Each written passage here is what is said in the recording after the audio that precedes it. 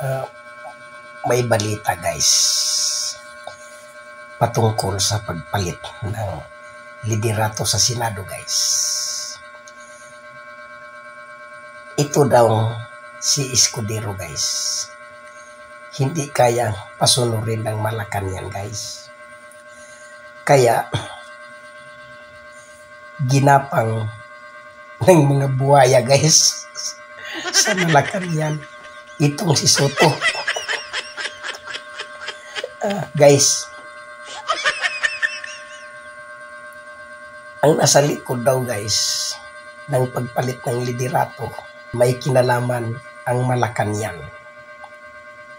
Dahil guys, ayaw nilang madamay guys malaking buhaya guys yan sa Senado guys. Natandaan ba niyo guys noong inimbestigahan ng Ribbon Committee at kumanta na itong mga diskaya guys, ikinanta ang mga buhaya guys sa Kongreso guys, at nabanggit itong si Lulong kasama ni Lulong guys.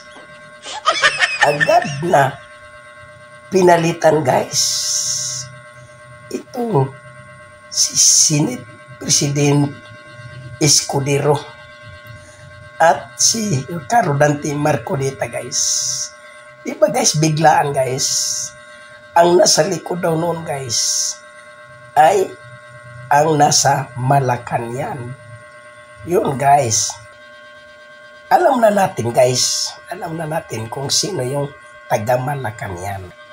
Ang may pakala na pagpalit ni Soto ay taga Malacanang.